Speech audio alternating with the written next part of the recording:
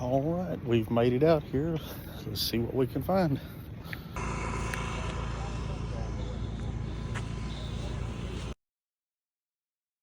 All right, we're loaded up on goodies. I'll show y'all later, but for now, I want to head into Red Bridges Barbecue for lunch.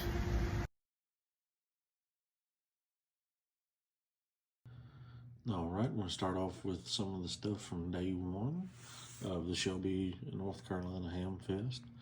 Got this really cool little bracket here. It has a 3/8 by 24 connector into a 239, which is for taking a ham stick into coax. This is a little claw bracket here. You can see you can clamp it around the branch or on a post at your house, whatever you need to do, and that's how you do the adjustment. And you can take them little set screws and loosen them up, and you can actually turn this thing half a turn just about, and move it out of the way and readjust if you need to. Not pictured are the ham sticks. I got a 10 meter ham stick and a either 20 meter or 40 meter. I can't remember which one I ended up with, one of them. The next thing is this wonderful MFJ antenna tuner.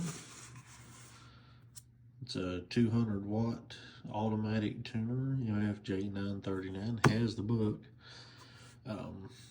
The ICOM and the Linko cables are everywhere for these, but if you're like me and have a Yaesu cable, it is unobtainium.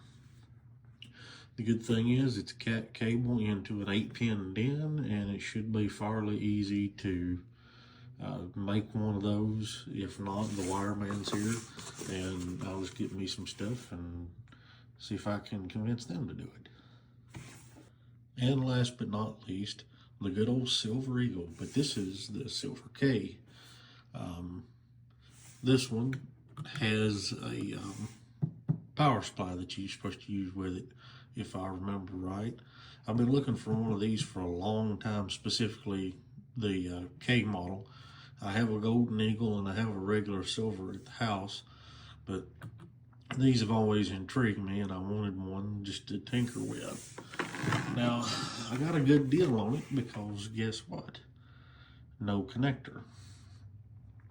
But every other Eagle here just had a regular old 4-pin or 6-pin, whatever it was, for a CB connector on it, and you'd have to cut it anyway. So I figured they just saved me a step, and especially for that price, I can't really complain. I mean, this thing's in pretty good shape. It does have an engraving on it of some variety. I ain't been able to figure out what that is, but don't bother me none, especially for what I paid for it.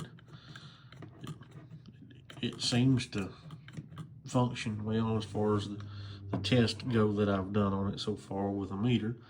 Only one way to know for sure to see if the capsule's any good is to throw some power on it and give it a smoke test.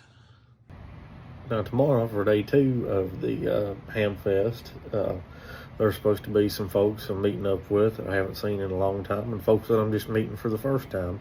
One of the guys is from town I went to college in. He's a lodge brother to Masonic Lodge. Haven't got to see him in a long time. Love him to death, and it'd be good to see him again. I didn't know that he was an operator until just a couple of days ago. I posted something on Facebook on my personal page, and he responded, and we got to talking, and we'll try to meet up. So tomorrow I'll bring you some more stuff. But here's a recap for day 1.